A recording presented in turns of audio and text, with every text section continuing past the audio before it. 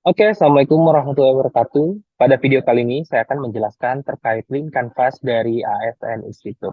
Nah, kalau kita perhatikan di sini, itu ada beberapa perbedaan dari model Canvas yang sebelumnya saya jelaskan di tugas APL yang pertama.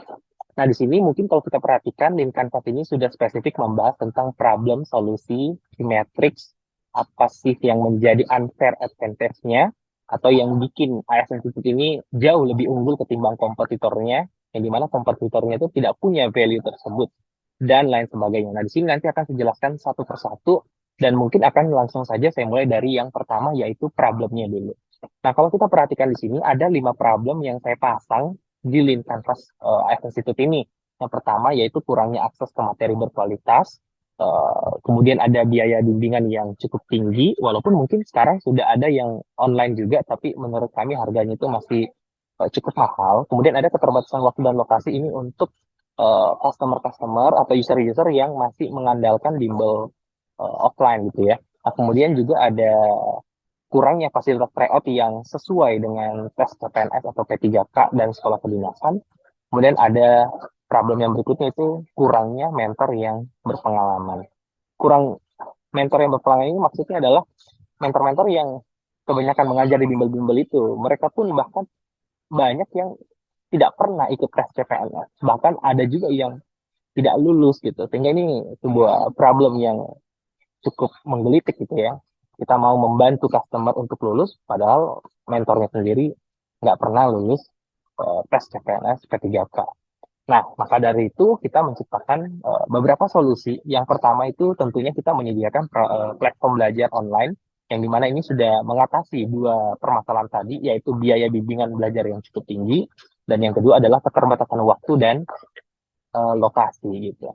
Ya, kenapa kami bisa mengatakan menyelesaikan masalah bimbingan belajar yang tinggi? Karena di sini sistem subscription ya. Jadi bukan apa beli per materi per materi. Jadi anggaplah misalkan di situ itu kita punya 50 paket tryout. Bukan kita jual per satu tryout, misalkan harganya 25.000, enggak gitu. Tapi cukup bayar sekian 100.000, bahkan kalau di IFSC itu cuma 199.000, itu sudah bisa akses tryoutnya itu 50 paket itu selama 6 bulan. Nah, sehingga ini jauh lebih murah ketimbang yang beredar saat ini. Nah, kemudian keterbatasan waktu ya, tentunya platform belajar online ini selama kita terhubung dengan internet, itu kita bisa mengakses materinya kapan saja dan dimanapun. Nah, kemudian yang berikutnya adalah menyediakan materi pembelajaran yang selalu update dan relevan. Jadi memang di SSC itu kita punya tim riset khusus yang selalu mencari, ya, yang selalu melihat komentar-komentar yang ada di berbagai macam sosial media, entah itu di Instagram, entah itu di TikTok, entah itu di YouTube gitu ya. Materi-materi apa sih yang mereka pengen gitu, dan itu yang selalu kita hadirkan di platform belajar kami, bahkan juga selalu kami hadirkan di grup-grup belajar kami gitu. Sehingga customer-customer yang bergabung itu selalu merasa bahwa kok materi-materi belajar yang ada di atas itu tuh benar-benar selalu sesuai ya dengan apa yang kita butuhkan. Karena kita emang membaca setiap komentar-komentar, jadi memang ada tim riset yang melakukan itu gitu.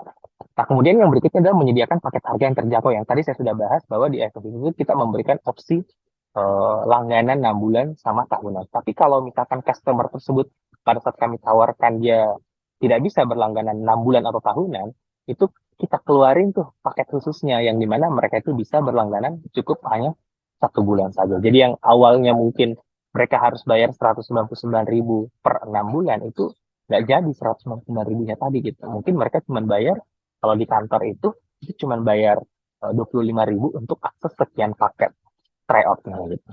Nah, kemudian yang berikutnya solusi yang kami buat di atas itu adalah merekrut mentor yang juga seorang ASN aktif. Jadi yang kami rekrut itu yang benar-benar pernah melewati tes CPNS dan lulus gitu. Dan kami cek juga cara mengajarnya, ternyata oke gitu, dia asik juga gitu. Nah, sehingga menurut kami orang-orang seperti inilah yang cocok untuk mengajar di AS Institute. Nah, kemudian apa sih key metrics-nya gitu ya, untuk mengukur bahwa solusi ini benar-benar efektif atau bekerja dengan baik. Ya, tentunya yang saya jadikan target di bulan Juli ini sih pastinya adalah gimana caranya saya sebagai seorang marketing di kantor itu bisa dapat 800 customer baru di bulan Juli ini. Yang dimana di bulan sebelumnya itu targetnya 650. Jadi ada peningkatan customer. Nah, kemudian yang berikutnya adalah peningkatan jumlah member premium yang aktif belajar melalui platform ya, setiap bulannya gitu. Nah, artinya selama jumlah user yang berlangganan meningkat terus menggunakan platform itu artinya kan mereka cukup puas gitu ya dengan produk yang kami buat dan kami juga bisa mengecek di situ ya user A ini seberapa sering sih mereka masuk di dalam website untuk menonton video, untuk mengecek modul-modulnya, mengecek ininya gitu. Jadi itu kami data semua gitu ya. Sehingga kami membuat asumsi bahwa membuat kesimpulan bahwa jika peningkatan jumlah user kami ini yang aktif selalu bolak-balik ke website itu meningkat terus, berarti kan mereka cukup suka dengan solusi-solusi yang kami hadirkan. Nah, kemudian yang berikutnya adalah peningkatan feedback positif tentunya. Ya, kita lihat nih dari sosial media. Ya, ada nggak sih yang nge-mention AS Institute gitu dengan mengatakan terima kasih, materinya keren, atau tryout-nya bagus, dan seterusnya. Itu menjadi matrix juga. Dan tentunya masih banyak matrix-matrix lain untuk mengukur apakah betul-betul produk yang kami buat di AS Institute ini benar-benar bisa menyelesaikan masalah dari customer. Nah, kemudian di sini ada unique value proposition-nya ya. Yaitu tadi yang saya katakan, materi terbaru dan selalu terupdate karena kami memang melakukan research. Itu di sosial media, di YouTube, di TikTok, dan seterusnya. Nah, kemudian mentor profesional yang juga seorang ASN. Yaitu value yang kami tawarkan, kemudian harga terjangkau, dan yang tentunya ini yang paling keren juga, platform belajar online anti lemot gitu. Jadi di ASN itu kita pakai teknologi yang kalaupun handphone yang kita gunakan atau smartphone yang kita pakai itu agak kentang dalam artian ya mungkin memorinya udah hampir penuh atau mungkin seri dari handphone yang kita pakai itu bukan yang terbaru sehingga agak lemot gitu. Kalau dibuka di AS Institute, kita buka platformnya, websitenya itu uh, insya Allah tidak akan lemot dan tetap bisa menikmati pelajaran baik itu menonton video, materi dan seterusnya itu dengan smooth ya. Jadi itu unique value yang kami tawarkan karena mau materi sebagus apapun kalau lemot tiap kali nonton video ya itu kan boring juga gitu. Nah, apa sih unfair advantage-nya tadi yang saya katakan yang banyak kompetitor kami tidak punya itu adalah mentornya itu gitu ya. Kita punya mentor yang mau yang mengajar di TWK, yang mengajar di PKP, mau mengajar di materi apa TIU yang matematiknya itu semuanya adalah orang-orang yang pernah melewati tes CPNS bahkan pengajar kami beberapa ini dosen juga gitu yang lulus CPNS dosen gitu. Nah sehingga ini benar-benar menjadi unfair advantage-nya kami karena betul-betul yang mengajar itu bukan hanya orang yang punya ilmu tapi juga sudah membuktikan ya mereka lulus tes CPNS. Kemudian yang berikutnya yang menurut kami unfair advantage itu adalah tersedianya layanan customer care 24 jam selama satu pekan. Jadi kita itu menggabungkan antara teknologi dengan manusia. Ya tentunya kalau yang di jam 9 ke atas itu tentunya kita menggunakan chatbot ya. Jadi chatbotnya itu juga sudah kami apa namanya pasangi sistem yang kita udah buatin tuh sistem di dalamnya beberapa pertanyaan yang paling sering diajukan sama customer pada saat mereka komplain. Ya entah itu masalah video, atau misalkan tiba-tiba lemot, tiba-tiba nggak bisa login, atau apa dan seterusnya. Jadi pada saat si customer itu ngetik kata kunci yang kita udah masukin ke dalam program chatbotnya tadi, itu bakalan memberikan jawaban yang sudah kami siapkan sebelumnya. Gitu. Itu muncul secara otomatis, sehingga customer itu merasa mereka itu tetap ngobrol atau chatan sama CS-nya kami gitu. Dan gaya bahasanya pun kami perbaiki gitu ya sehingga tidak yang terlalu kaku banget. Nah, itu kalau dari segi unfair advantage-nya.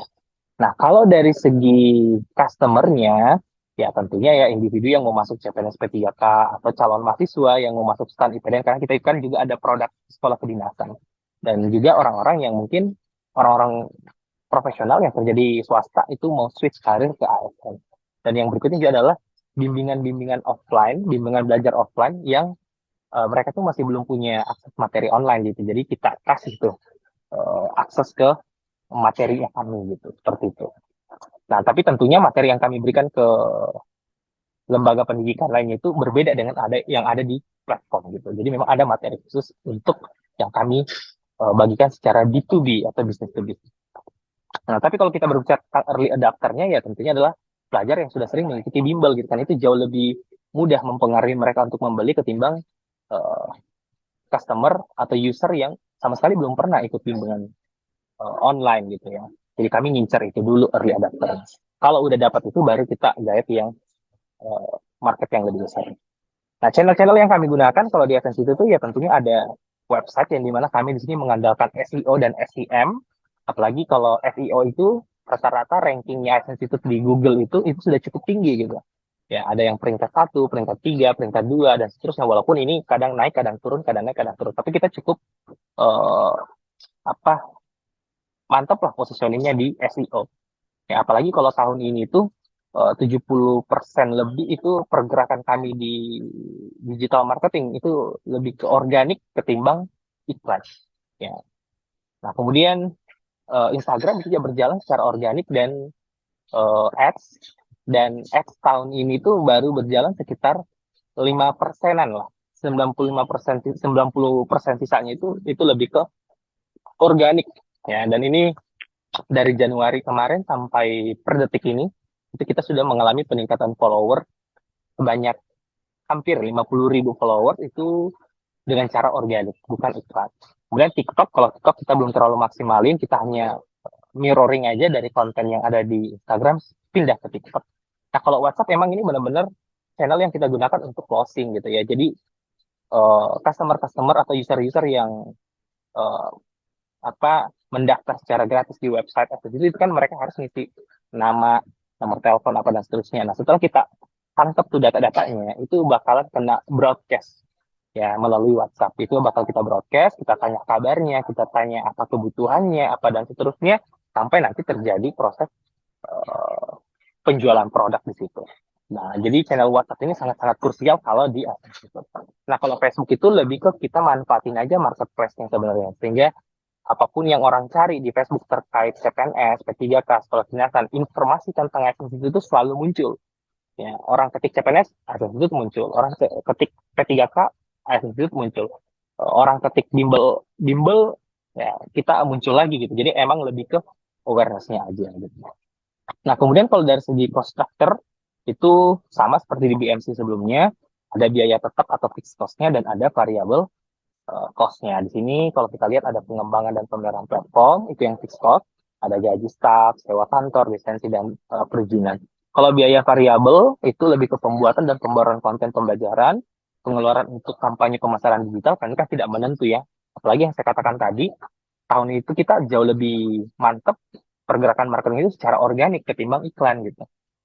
Dan kalau kita bandingin sama penjualan kita tahun lalu, itu jauh lebih meningkat loh tahun ini ketimbang tahun sebelumnya. Jadi memang biaya pemasaran ini benar-benar tepatlah masuk dalam istilah variable cost. Nah, kemudian kalau dari revenue stream, memang sumber revenue stream dari affiliate ini belum terlalu banyak.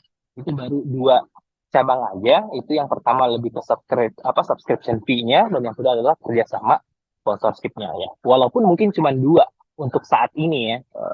Dan kita lebih dominan ke subscription fee-nya sebenarnya. Tapi alhamdulillahnya karena kami menguasai SEO, kami menguasai sosial media juga, pendaftar dari bulan ke bulan itu selalu naik terus gitu. Ya, tinggal nanti gimana caranya customer-customer yang mungkin sudah berlangganan dan membeli paket tryout itu kita buatin lagi tuh paket-paket lain sehingga kita punya revenue stream yang baru. Nah, sehingga itu bisa memperkokoh mungkin dari segi pemasukan lah dari untuk AdSense itu seperti itu.